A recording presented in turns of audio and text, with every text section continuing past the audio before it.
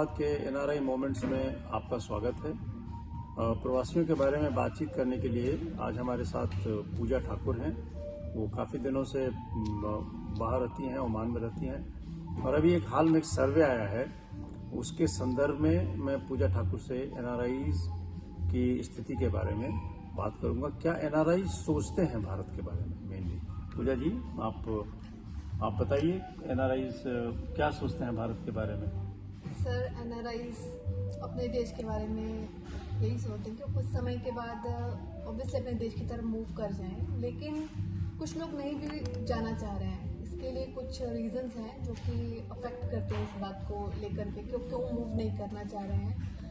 अगर हम लोग बात करें अमेरिकन्स की तो या अमेरिकन इंडियंस की, तो और वही एक सर्वे भी आई है, अमेरिका की सर्वे आई है। हाँ जी, जिसमें कुछ इंडियंस मूव करना चाह रहे हैं इंडिया, वो कुछ समय काम करने के बाद, क्योंकि इंडिया में जो है वो इंडिया जो है थोड़ा कॉस्ट इफेक्टिव है, जो कि एक रिपोर्ट के हिसाब से लगभग 50% है, इवन 50% से भी थोड़ा ज़्यादा है। अच्छा। तो इसलिए भी जो है तो 50% वहाँ रहने का खर्च कम आता है जी भारत इंडिया में में। रहने। जी अच्छा, हाँ, अमेरिका के हिसाब से। हाँ जी। और इसके साथ में एक और फायदा और भी है कि लोग अपनी होमलैंड में सेफ भी ज़्यादा फील करते हैं, और कुछ लोगों के पास कुछ जिम्मेदारियां हैं, जैसे घर में उनके बूढ़े बुजुर्ग लोग हैं, तो वो उनके साथ भी टाइम स्पेंड करना चाह रहे हैं। और दूसरा कि हमारे जो नेक्स्ट जनरेशन है, उनका भी पूरा राइट बनता है कि अपने देश में जाके उसके कल्चर को सीखें, वहाँ पे जाने, जैसे हम लोग ब्रॉटअप हुए, हम लोग बड़े हुए हैं। अच्छा। तो वो भी एक रीज़न है। और इसके साथ में कॉस्ट इफेक्टिव तो है ही, जो मैंने आपको बताया। इस तरह से बहुत सारे रीज़न हैं। लेकिन सर, ये सिर्फ मैं इंडियंस के बारे में ही मतलब आपको बता सकती हूँ, क्या मैं इंडियन, बट मुझे लगता है कि ये जो थिंकिंग है कि अपने देश वापस लौटने का, कुछ समय बाहर के देशों में काम करके, ये नेटिविटी वाइज भी वेरी कर सकता है, क्योंकि चाइना में रहने वाले लोगों के जो प्रॉब्लम्स हैं वो थोड़े डिफरेंट हैं। इंडिया में रहने वाले लोगों का जो प्रॉब्लम्स हैं, लाइक वहाँ पे कॉस्ट से रिलेटेड या लोगों के रहन सहन से रिलेटेड, वो ये है। लेकिन अगर आप थोड़ा और बात करके बाहर के देशों में लोग जो हैं, वो लिविंग स्टाइल, जिन लोगों को लगता है कि थोड़ा सा हाई क्लास लिविंग स्टाइल की तरफ जाना चाहिए, तो वो लोग वहीं रहना चाहते हैं। हाँ जी, बिल्कुल, वो अमेरिका ही रहना चाहता है। अमेरिका रहना चाहते हैं, क्योंकि अमेरिका जो है वो उसी सर्वे की बात मैं भी कर रहा हूँ, मैंने भी पढ़ा है वो सर्वे। वो सर्वे ये कहती है कि अमेरिका अगले 1 दशक तक वो उसकी इकोनॉमी टॉप पर रहेगी। जी जी। तो इकोनॉमी अच्छी होने की वजह से क्या होता है कि लाइफस्टाइल तो बेटर मिलता ही है, जी। लाइफस्टाइल अच्छा मिलता है। तो ये वो सर्वे मेरे सामने भी है पूजा जी। उस सर्वे का रिपोर्ट कहता है कि 78% युवा सोचते हैं कि अमेरिका में रहना सबसे अच्छा है, और 44% उनमें से वो कहते हैं अमेरिका सबसे अच्छा है।